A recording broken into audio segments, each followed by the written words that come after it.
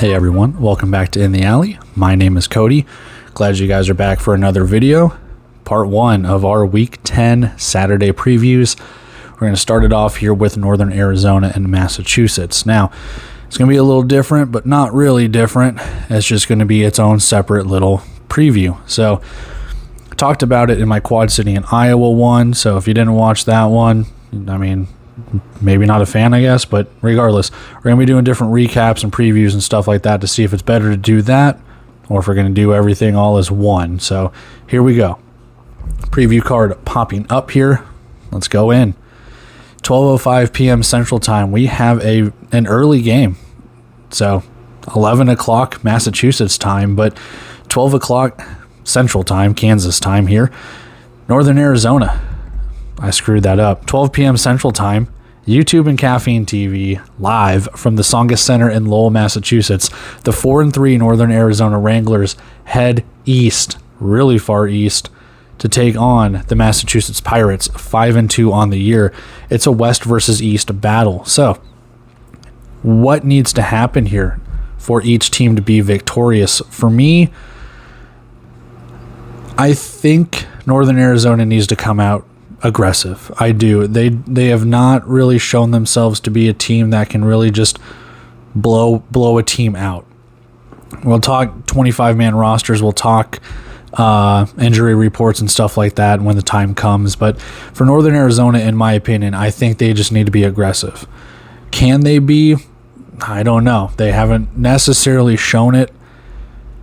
I don't know if Massachusetts is going to come out guns a-blazing. Massachusetts is so good at home.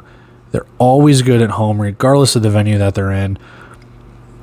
I think Northern Arizona, in order to make some noise here, they need to come out aggressive.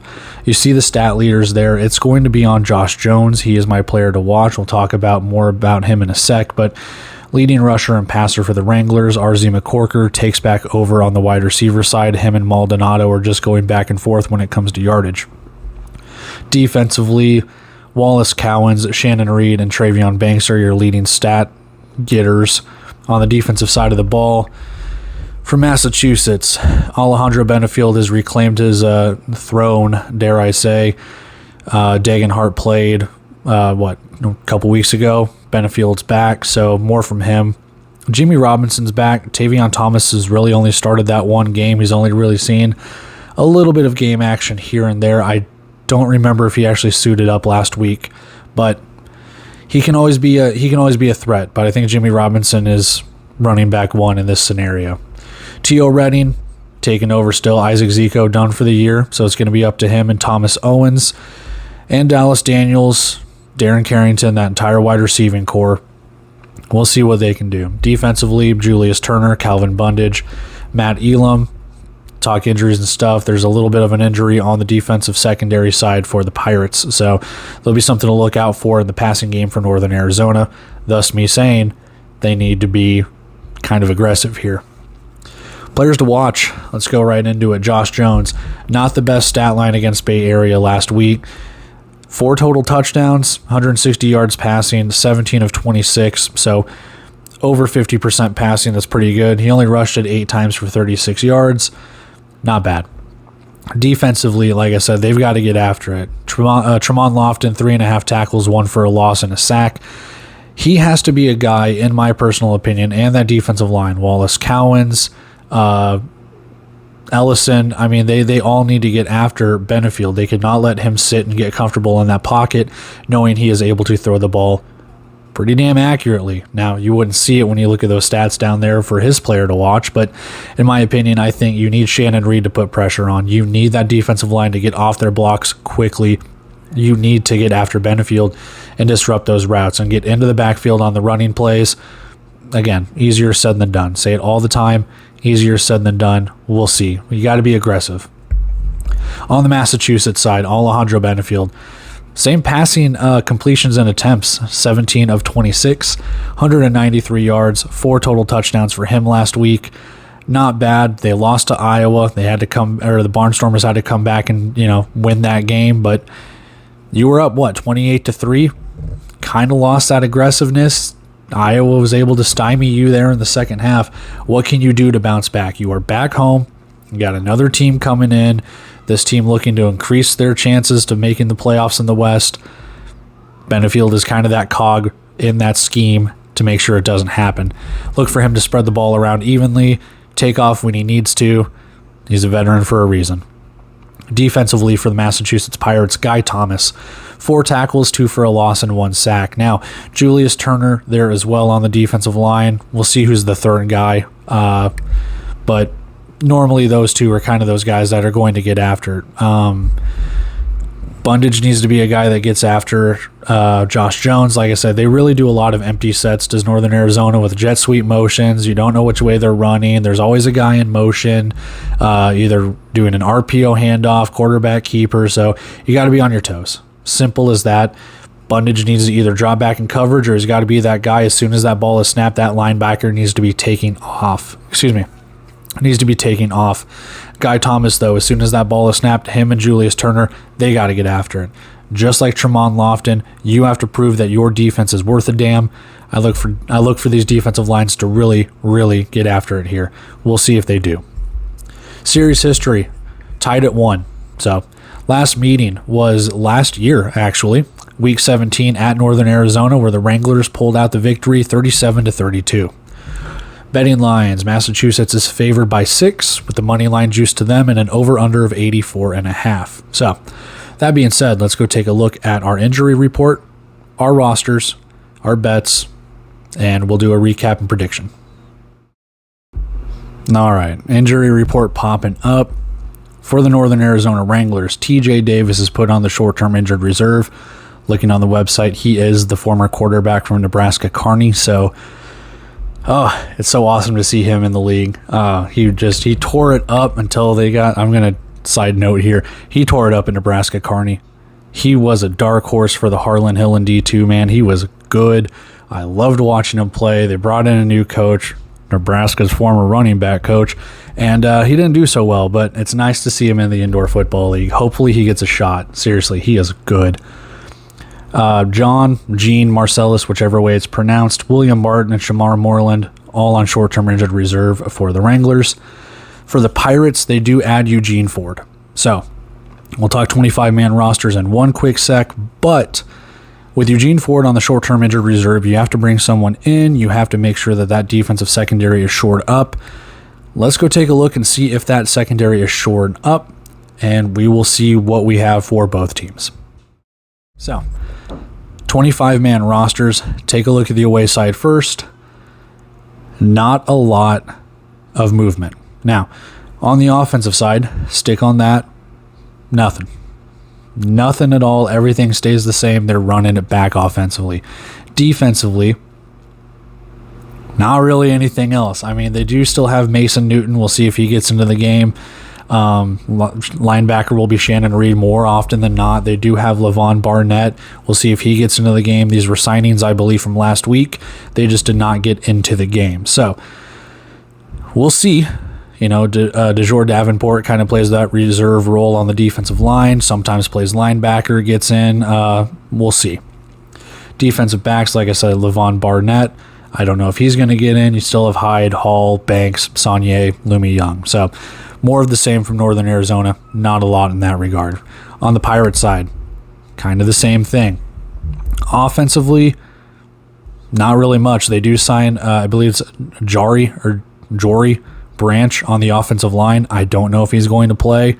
Adonis Boone, I believe, got into the game last week for him. Still have Navon Donaldson, Jeremy Cooper. Offensive line should be all right. Wide receivers, running backs, quarterbacks are all the same. Defensive line, still the same. Sam Montgomery, James Nayamwaya, I believe that's how it's pronounced. They're going to be starting. One of those guys is going to be the starting defensive lineman. Lamont Bishop, I'm not sure if he's going to suit up, play, do whatever. Jaden Woodbay got in, or Woodby. He got in for a couple of reserve roles. This is where it's going to get interesting, though, is if one of those guys suits up, are they going to be defensive back? Cyrus Fagan was signed last week. I don't think he suited up or played. Hafford, Elam, and Darius Williams have been mainstays on the defensive secondary side. So Fagan thrown to the Wolves here with Eugene Ford on the short-term injured reserve. He's going to be out 3 to 6 weeks. Lamont Bishop, Jaden Woodbay, Calvin Bundage, one of those guys drops back into the secondary. Someone's going to take over as linebacker. We'll see. But ultimately, that's where we're at. More of the same. More obviously than not. We'll see if any of the depth guys get in. That being said, let's go take a look at our bet. We'll do a prediction. We'll get on out of here. Best bet for me, over 84.5. Why? I want points. Simple. That is an average of 42 points per team, plus 1, so 43 to 42. It's going to be a little tricky. I understand that. I know these defenses can be good. I said in the preview that they need to step up. However, I do think both these teams run the ball. But I do think some of these deep shots, if you're able to get McCorker deep, Maldonado deep, and they will take those. Same thing with Massachusetts. You don't think that they've taken deep shots to Redding, they've taken deep shots to Thomas Owens. If you can connect on some of those and really work the clock, do all that, I think the over can hit. It'll sweat, but I think it can hit. We're talking maybe 86, 87 points. It might come down to the last possession where we might be cashing, but life's too short to bet the under, baby. If not this, I do like Massachusetts -6. If you want to back up best bet, I'm not going to put it on here. I almost did, but I do like the over, just for the fact that I think both teams can keep it close. It could be a back and forth game. Let's just shoot for the over. Let's hope for points. We keep getting a lot of unders. Screw it. Let's go over this time. Let's just let this be the week of the over, baby. Let's go check out our prediction. We'll get on out of here. Prediction time. Boom. 45-42. I've got it close. I do have it close. It's not the -6 that I just said previously. It barely hits the over. But I do like both of these teams. They are really good teams. They are playoff position teams. And they do like to throw the ball quite a bit. I do think there's going to be some points scored. I just like what Massachusetts offense has to offer. They've got a nice running game, a nice passing game. Benefield's able to spread it around. On the Northern Arizona side, they have a nice running game, a nice passing game. The running game is a little left to be desired in my personal opinion and taste. I would prefer them to have a set running back. They kind of have it with David Elder, but he does go out empty slot. They do a lot of empty sets, a lot of motion jet sweeps and stuff. It's just not my personal taste, but it works for them. They get wins. Ever since they cut Gerard Ware, this is what they've been doing. So I'm expecting more of the same here. Can that score in points? It did last week. They didn't score 42, but they still put up some points. That being said, I'm asking them to score 6 more points than what they did last week. So they only scored, 36? So there's another touchdown. On Massachusetts side, I know they can put up points.